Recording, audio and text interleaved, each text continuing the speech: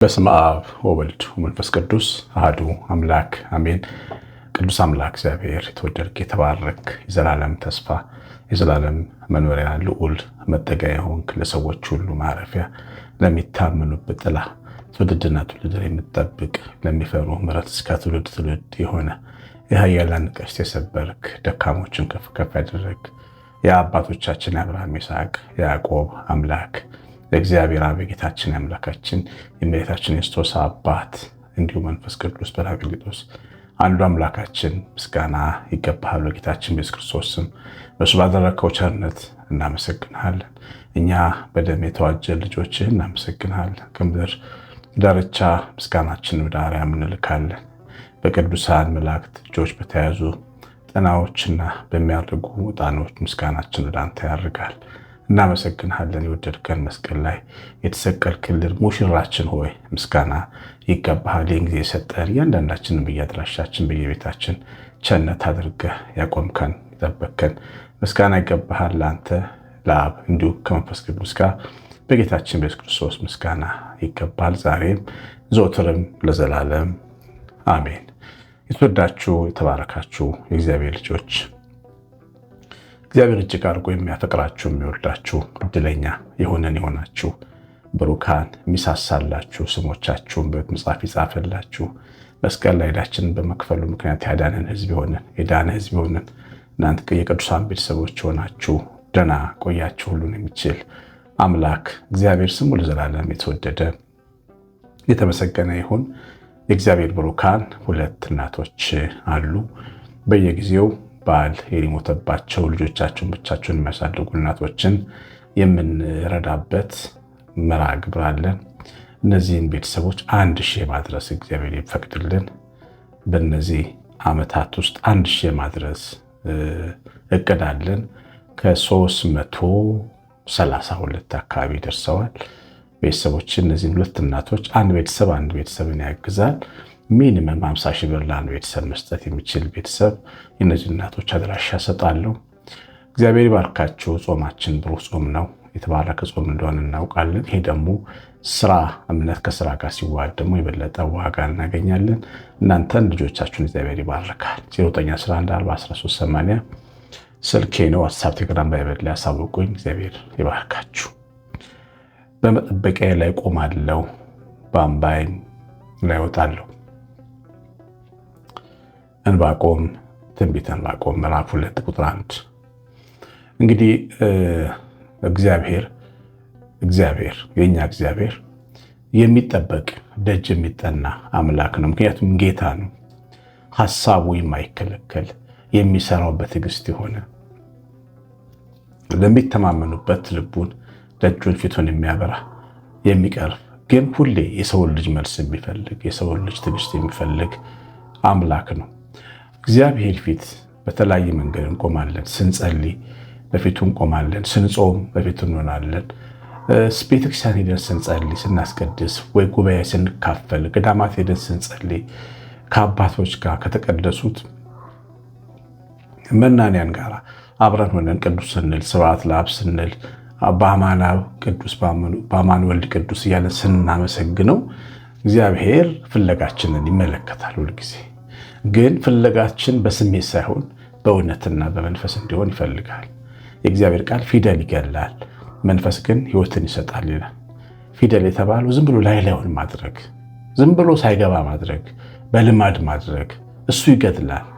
በጣም ብዙ ኦርቶዶክሳውያን ጎልማሶችና ወጣቶች ከቤተክርስቲያን የወጡት በፊደል ስለኖሩ ነው። ምንም ሳይገባን ስለኖርን ሳንማር ስለኖርን። ያው እያያችሁት በአደባባይ ቤተክርስቲያን ክርስቶስን አታውቅም የሚሉ ሰዎችን ትሰማላችሁ። ይሄ ምንድነው? ያለ መማር ሳይማሩ የመኖሩ ምልክት ነው። እያችሁ ፊደል ብቻ በፊደል ብቻ መኖር።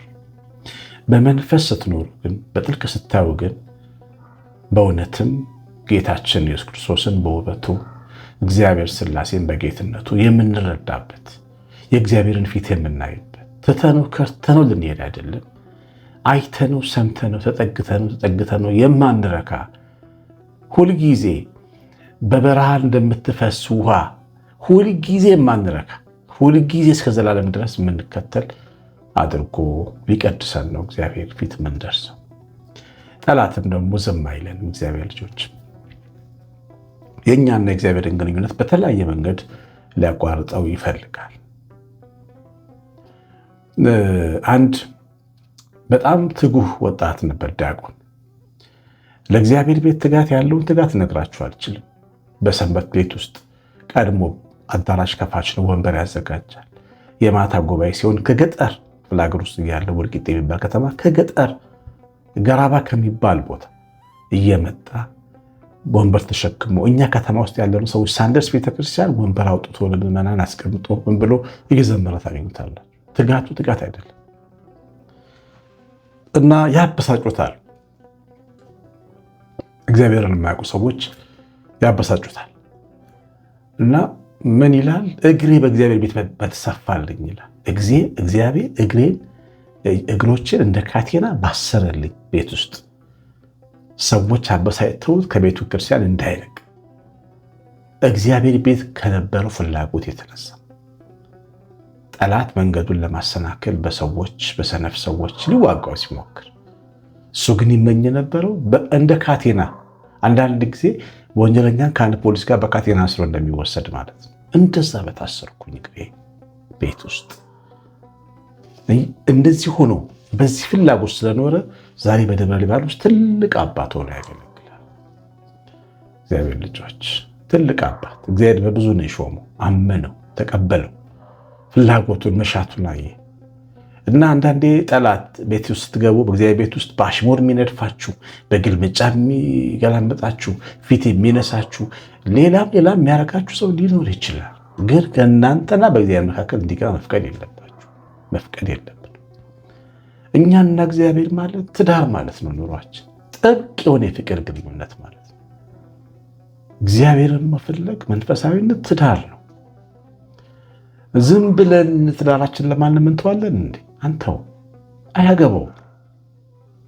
ሌላ ፍጥረት እንኳን መላእክት እንኳን ቢሆኑ ይላል እግዚአብሔር። እኛ ከሰበክንላችሁ ወንጌል ውጭ ቢሰብኳችሁ የተረገሙ ለምን አለ? መላእክት እንኳን መስለው መጥተው እግዚአብሔርና እኛ መካከል ያለውን ነገር ለመበጠስ የሚፈልጉ መናፍስት እንኳን ቢኖሩ ነው ተበላችሁ ተቃውሟቸው ነው እግዚአብሔር ቃል። በፍጹም ተስፋ ቆርጣችሁ ከእግዚአብሔር ቤት እንዳትቀሩ መጠበቂያችን ላይ መቆም አለብን። ድል በመታገስ ነው። በለሱን ይበላል፣ ፍሬውን የታገሰ በለሱን ይበላል። መታገስ እጅግ ያስፈልጋል ብሎካል።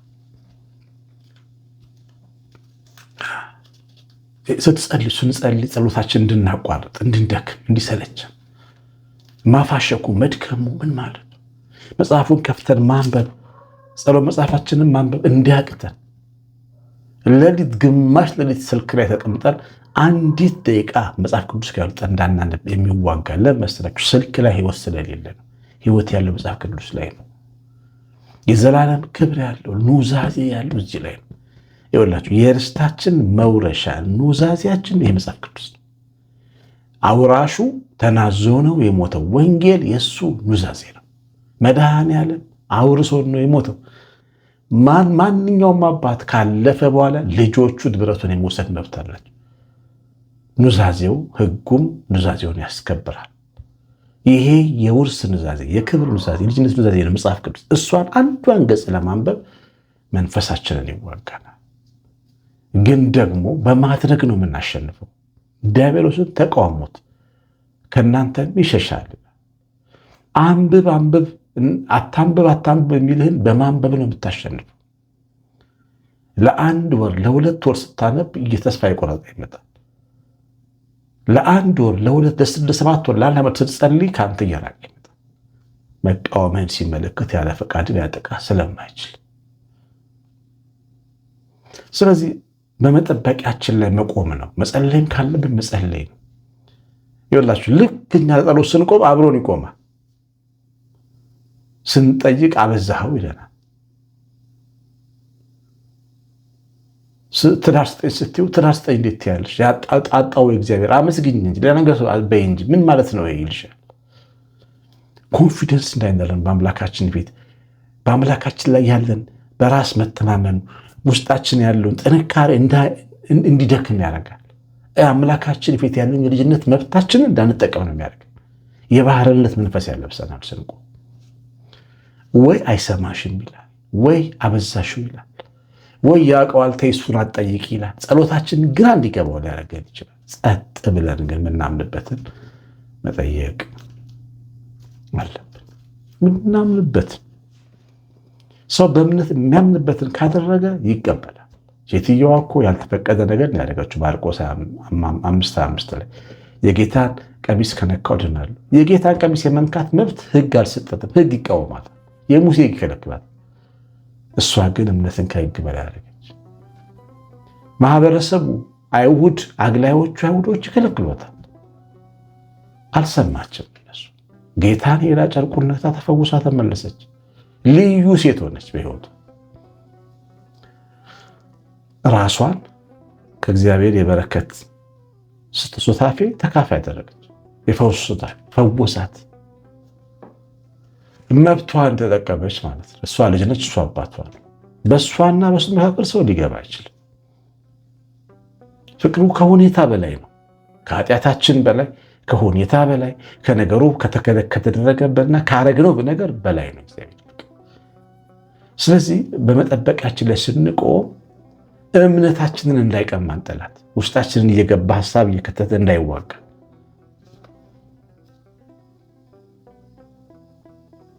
እዛኛው ጨለማው ዓለም ውስጥ ተክተን ኖረናል። ተስፋ ስንቆርጥ፣ መጥፎ ንግር ስንናገር፣ ጨለምተኛ ሀሳብ ስናስብ እኮ ኖረናል አይደል? ግማሽ ዕድሜያችንን። አሁን ግን ይበቃል። ልብሳችንን መቀየር አለብን። የኢያሱ ጥምጥም እንደተቀየረ፣ የካህኑ የኢያሱ ጥምጥም እንደተቀየረ በመላእክት እጅ የእኛም ልብስ መቀየር አለበት። በወንጌል ነጭ ለብሰን መቆም አለብን። አባታችን ፊት የመቆም መብት እንዳላቸው ልጆች መቆም አለብን። ትጋታችሁ እንዳትተው፣ ተግታችሁ እስክትቀበሉ ድረስ አበዳሪው ይመጣል። እጥፍ ያተረፈውን እጥፉን ይሰጠዋል። ምንም ያልሰራውን ግን ይቀጠዋል። ሳትጸልዩ ተቀምጣችሁ በረከትን አትጠብቁ። እንዲህ አይነት አሰራር የለውም ሰማይ። ጾሙ ጾም ሲጾም ሳትጾሙ መባረክ አትፈልጉ። ሳንሰጥ ማጨድ የለም። ሳናነብ ማመን መቀደስ የለም። ሳንሰማ መስተካከል የለም። ማመን የለም። እነሱን ነገሮች ምን ማድረግ ያስፈልጋል? እግዚአብሔር ልጅ ማንም ሰው በእግዚአብሔር ቤት ውስጥ እንዳንገባ እንዳንወጣ ተስፋ ቢያስቆርጠን ማቆም የለም። ማድረግ የሚገባንን በጎ ነገር መጥፎ ሰው ገብቶ መሀል ላይ ተስፋ ቆርጠን እንድንተው ቢያደርገን ማቆም የለም።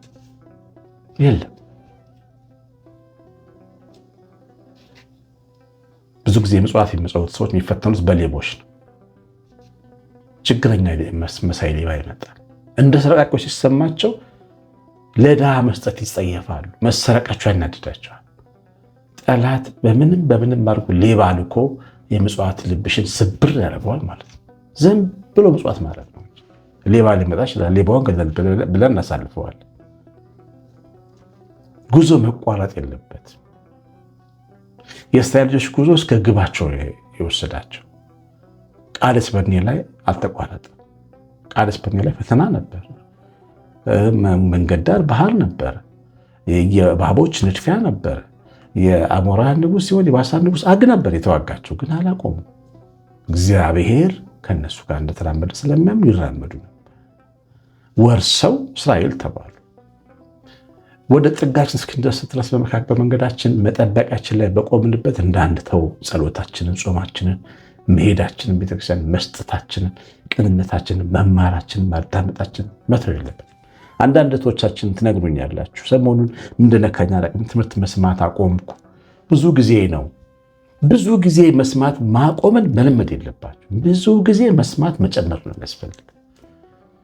ጠላት ዘር ሲዘራ ዘሩ እንዲበቅል አትፍቀዱ። ስንፍና ራሱን የቻለ ዘር ነው።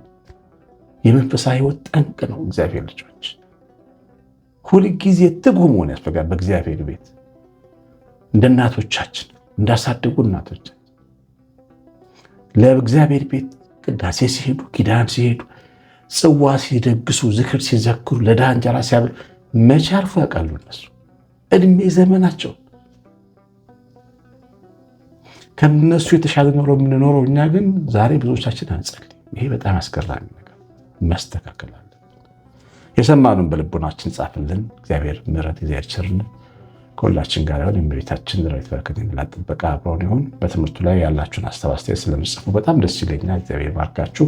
የሁለቱን እናቶች ማሳሰቢያ አትርሱ። 911 41380 ስልኬ ላይ ዋትስአፕ፣ ቴሌግራም ላይ በላይ መልእክት ታኑሩልኝ። ቀሲስ አሸናፊ ገብረማርያም ነኝ። ሰላም